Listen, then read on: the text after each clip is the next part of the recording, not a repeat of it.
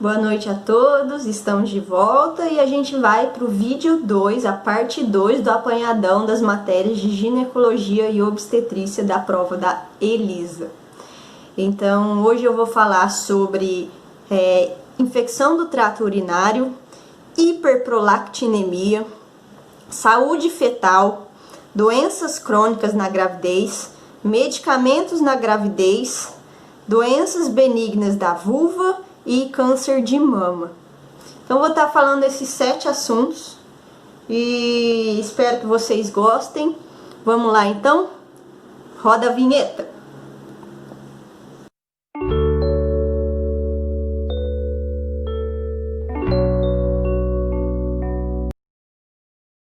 Bom, nosso primeiro assunto vai ser sobre saúde fetal.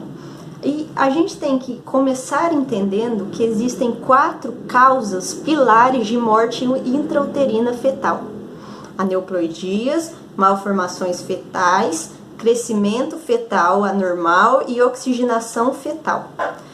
Começando a falar das aneuploidias, a gente tem 2 maneiras de identificar uma aneuploidia do feto: ou por marcadores de risco ou por diagnóstico válido. Os marcadores de risco incluem o ultrassom de primeiro trimestre e os marcadores bioquímicos. E o diagnóstico válido é pela biópsia vilocorial, cordocentese ou amniocentese, que é a mais segura. Assim a gente identifica aneuploidias fetais. Quanto à malformação fetal, já é pela ultrassonografia de segundo trimestre, entre 20 a 24 semanas. E o crescimento fetal já é pela ultrassonografia de terceiro trimestre, que mostra o peso fetal. Mas a gente só suspeita ou só pede a ultrassonografia fetal quando a gente tem um diagnóstico clínico pela altura uterofita. A oxigenação fetal, a gente vai ter o diagnóstico clínico pelos batimentos cardíacos fetais e o exame de certeza é a cordocentese com gasometria. O que a gente usa muito na saúde fetal são a Doppler o que a gente usa muito são os ultrassons com Doppler. Por exemplo, a gente tem o Doppler de artéria umbilical, o Doppler de artéria uterina e o Doppler de cerebral média. Só que antes a gente precisa entender o mecanismo de centralização. O mecanismo de centralização é quando a gente tem vasodilatação para órgãos nobres, que inclui cérebro, coração e suprarrenal, e vasoconstrição para órgãos complementares. É o primeiro passo que indica sofrimento fetal. O passo seguinte seria uma compensação metabólica. Então, vamos falar sobre os ultrassons com Doppler. Um dos mais importantes é o Doppler de artéria umbilical. A artéria umbilical, normalmente, ela já tem baixa resistência. Agora, quando a gente está no mecanismo de centralização, a artéria umbilical sofre vasoconstrição. E isso aumenta a resistência vascular dela, que se mostra pela diminuição do fluxo diastólico. E aí eu posso ter achados anormais como diástole reduzida, diástole zero ou diástole reversa. A próxima seria o Doppler da artéria uterina. Aqui nas minhas páginas, nos meus resumos, tem um pouco da ultrassonografia, mas eu não vou estar mostrando imagem não. O Doppler de artéria uterina, a artéria uterina também tem baixa resistência. Quando a resistência aumenta, quer dizer que o sangue na diástole diminui. Isso significa que não houve a segunda onda trofoblástica, o que indica muito uma pré-eclâmpsia. E por último, o Doppler de artéria cerebral média. Então a gente sabe que na centralização ocorre uma vasodilatação na artéria cerebral média, porque é um órgão nobre, e então é um fenômeno oposto do observado na artéria umbilical. Para terminar, ainda sobre saúde fetal, a gente tem o Doppler do fluxo venoso, que vai se mostrar anormal quando há presença da onda A, indicando disfunção do átrio direito e falência cardíaca. Quando tem esse achado, a gente tem que interromper a gravidez imediatamente. Bom, de saúde fetal duram 4 minutos, é o assunto mais longo de hoje. Mas aí, qualquer dúvida a gente pode estar discutindo depois. É um resumo.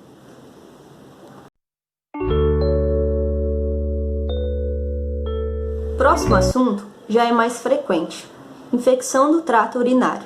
E a gente vai focar na infecção do trato urinário na gravidez.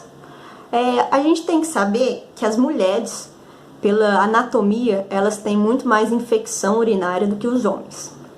A gente tem que saber também o conceito de infecção recorrente, que são 3 ou mais episódios em um ano ou 2 ou mais episódios em 6 meses. Então vamos para o tratamento na gravidez. Na gravidez, a gente usa a nitrofurantoína de 100 mg 12 horas por 5 dias. Então a nitrofurantoína de 100 mg de 12 em 12 por 5 dias. Podemos usar a cefalexina de 500 mg de 6 em 6 horas por 7 dias. A fosfomicina de 3 gramas via oral em dose única. A amoxicilina com clavulanato e a ceftriaxona. O Bactrim, que é um remédio muito usado em outras ITUs, ele pode ser usado na gravidez? Pode, exceto no primeiro e próximo ao término da gravidez. Então, a gente tem sempre que tratar uma gestante, sempre. E acho que era só o tratamento que eu gostaria de falar nessa parte de ITU. Não vou entrar no que é ITU, nos sinais e sintomas, nada disso, é só o tratamento.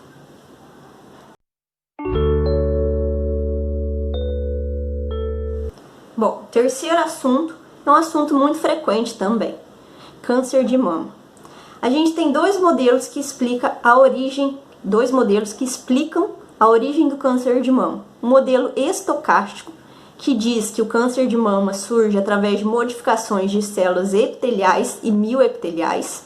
E o modelo hierárquico, que o câncer de mama origina de uma célula-tronco.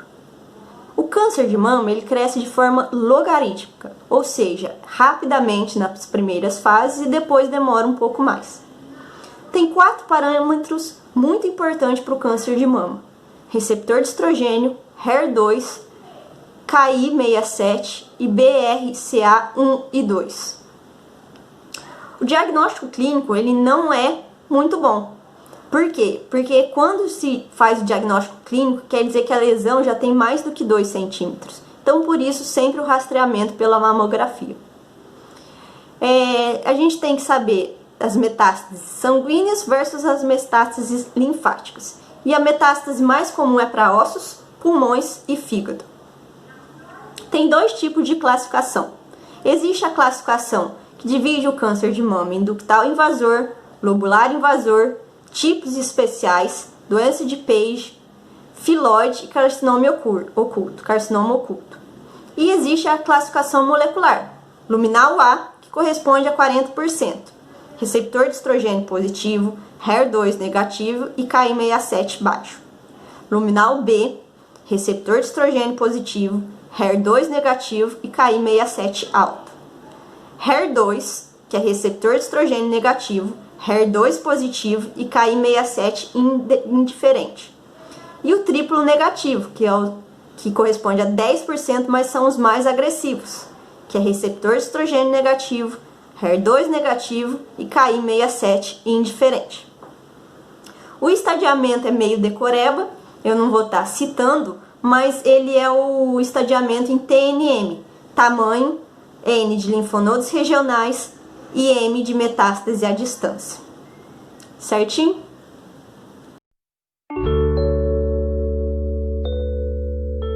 Um assunto um pouco mais extenso também são as doenças crônicas na gravidez. São doenças que podem ser rastreadas no pré-natal, mas a gravidez pode mascarar ou até piorar essas doenças. A gente vai estar citando as mais importantes, começando pela anemia. A anemia ela tanto piora na gravidez quanto é mascarada. A anemia mais comum da gravidez é a anemia ferropriva, que vem com a microcitose e a hipocromia, com ferritina abaixo de 12. Na gravidez, já existe uma anemia fisiológica pela hemodiluição. Então, a gente tem que esperar uma hemoglobina em torno de 12. Consequências da anemia: baixo peso para o recém-nascido e hemorragia puerperal para a mãe. A gente geralmente faz 2 hemogramas no pré-natal, no segundo e no terceiro trimestre. E o tratamento típico é o ferro oral, que tem como consequência, como efeito adverso, a constipação intestinal. Existe também, bem recente, as anemias carenciais por cirurgia bariátrica. Surge muito esse impacto negativo nutricional, mas existem também impactos positivos, tanto na fertilidade, quanto no diabetes, quanto nas macrossomias fetais. Isso bem resumido de anemia. Só uma observação: eu estou fazendo esses vídeos não é para aprender, mas é para revisar. É para quem estiver em prova entrar na cabeça e saber os tópicos mais importantes e ler depois. Óbvio que eu já li e estou resumindo para mim e para os outros. Então, a segunda doença é a epilepsia. É o transtorno neurológico mais comum na gravidez. O que a gente se preocupa na epilepsia é o efeito da droga sobre o feto, a depuração plasmática maior dos anticonvulsivantes e a hipóxia fetal durante as crises. E por que a gente se preocupa com o remédio? Porque os anticonvulsivantes, eles são da categoria D. Então a gente não vai usar? Não, se for preciso, vai usar. Principalmente fenobarbital e a carbamazepina, tirando aí o ácido valproico, que traz muitas consequências para o feto. Inclusive existem pesquisas relacionando o ácido valproico com autismo. Falando de lúpus, então, a mulher pode engravidar no lúpus, só que quando ele estiver em período de remissão. Pode manter o corticóide e a cloroquina, mas a gente tem que suspender a ciclofosfamida. O ideal seria 3 meses antes de engravidar.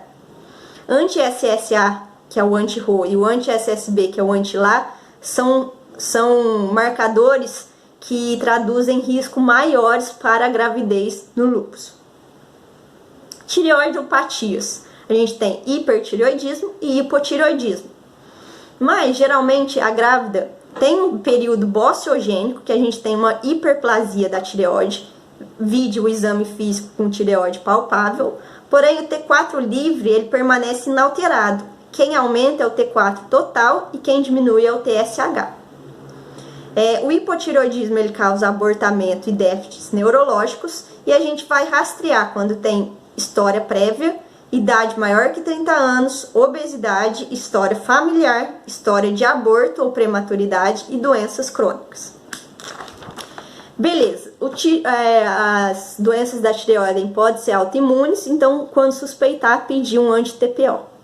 Agora, quando a gente fala de hipotireoidismo, a gente tem o clínico, quando é o TSH aumentado e o T4 diminuído, e o subclínico, quando é o TSH aumentado e o T4 normal. Os dois devem ser tratados, o que difere é a quantidade do hormônio tiroidiano. E quando a gente fala de hipertireoidismo, a gente tem o hipertireoidismo clínico, TSH diminuído e T4 aumentado, o hipertireoidismo subclínico, TSH diminuído e T4 normal, e o hipertireoidismo gestacional, TSH diminuído e T4 normal ou aumentado apenas no primeiro trimestre. A gente só vai tratar o hipertireoidismo clínico, com ou tiamazol ou PTU. O perigo do hipertireoidismo é tanto crises tireoidotóxicas ou hipotireoidismo fetal. E a gravidez não pode ultrapassar 40 semanas. Para terminar as doenças crônicas, vamos falar das cardiopatias. A gente tem cardiopatias tanto 1, 2, 3 ou 4, sendo a 4 a mais grave, podendo fazer o abortamento terapêutico. IECA, amiodarona e beta-bloqueadores são contraindicados. A varfarina tem que ser trocada pela enoxaparina. Tem que fazer a profilaxia para endocardite. E o parto pode ser via vaginal ou com utilização do fórceps. Foi um assunto mais longo, mas de suma importância.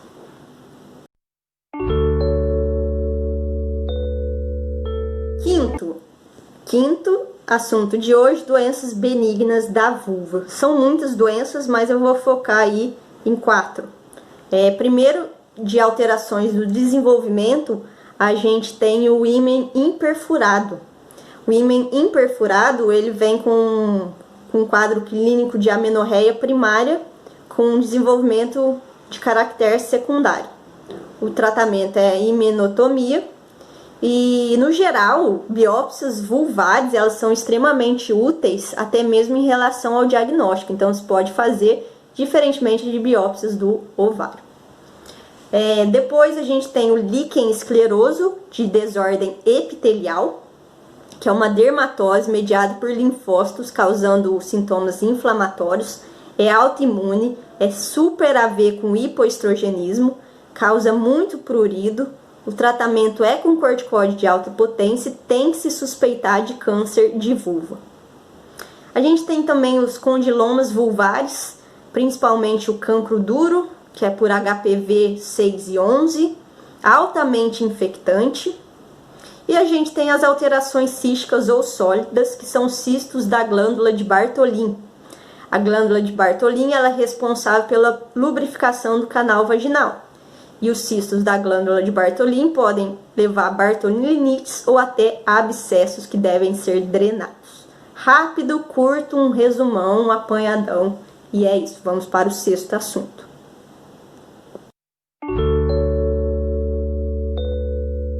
Assunto para vocês, penúltimo assunto para vocês, medicamentos na gravidez.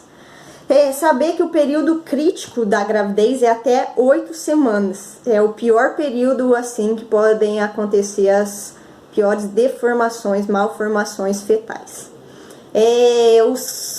Os medicamentos eles são categorizados em A, B, C, D e X. A é um medicamento muito bom que beneficia a gravidez, seriam as vitaminas em doses habituais, o ácido fólico, o ferro e a levotiroxina. Categoria B, a gente tem os antibióticos beta-lactâmicos, a prednisona e os antihistamínicos. Na categoria C, as quinolonas, fluconazol e furosemida. Categoria D, os anticonvulsivantes, como já falado no vídeo de doenças crônicas. E a categoria X é aquele que não se pode usar de forma nenhuma, que traz bastante malefícios para a gravidez, que é a isotretinoína, a ciclofosfamida e as estatinas. É lembrado o conceito de hemodiluição, importante. Os analgésicos dar preferência para paracetamol e dipirona. Os anti-inflamatórios não prescrever, porque causa defeito, podem causar defeito funcional do 3º trimestre. Os antieméticos são categoria B. Os antipertensivos não usar beta-bloqueadores e equibrar, como já falado. O melhor é o metildopa. Diabetes, dar preferência para insulina, também já falado. As infecções, preferência para cefalosporinas, penicilinas e nitrofurantoínas. Os psiquiátricos, a clozapina, o ISRS, principalmente sertralina e paroxetina. E os anticoagulantes, a inoxaparina. Não pode álcool, não pode tabaco, não pode crack, cocaína e não pode maconha. Na amamentação, a dose excretada no leite é pequena, logo a maioria dos tratamentos é compatível. O que não pode mesmo na amamentação? Amildarona, anticoncepcionais à base de estrogênio e anticolinérgicos. Vamos para o último vídeo de hiperprolactinemia. A nossa parte 2 do apanhadão de ginecologia e obstetrícia, eu vou para o meu resumo de hiperprolactinemia. A prolactina é produzida na adenohipófise sem preceptor do hipotálamo. Ela tem feedback negativo com a dopamina, feedback positivo com o TSH. Algumas situações fisiológicas que causam hiperprolactinemia: gravidez, amamentação, puerpério, atividade física, estresse. Algumas situações farmacológicas que causam hiperprolactinemia: Antidepressivo à base aqueles da recaptação da serotonina, amitriptilina, ranitidina, os antagonistas H2, Plasil, domperidona, alguns antidepressivos e narcóticos. A hiperprolactinemia ela vem com quadro clínico de amenorreia, de galactorreia, de disfunção sexual. Testosterona cai, no começo sim, no final ela aumenta. A gente divide a hiperprolactinemia em 3. Acima de 100 vai dar hipogonadismo. Entre 50 e 100, amenorreia. Entre 26 e 50, infertilidade e aborto. A pior consequência de uma hiperprolactinemia é a compressão do quiasma óptico. Tratamentos são com agonistas dopaminérgicos, como a cabergolina e a bromocriptina. Existe o tratamento cirúrgico também, mas hoje a gente preza o tratamento cirúrgico em falha terapêutica. Reposição de estrogênio é importante e dosando o FSH a gente difere a hiperprolactinemia do climatério. A hiperprolactinemia a gente pode não tratar? Pode sim, quando for uma microprolactinemia, entre 100 e 250, e for assintomático. Agora, a macroprolactinemia a gente sempre vai tratar, e a microprolactinemia tratar se apresentar disfunção gonadal, disfunção sexual, osteoporose, galactorreia e disfunção visual. Bom, por hoje é só, espero que eu tenha ajudado. Dá o like ou dá o dislike, dá um feedback, estamos aí para ajudar.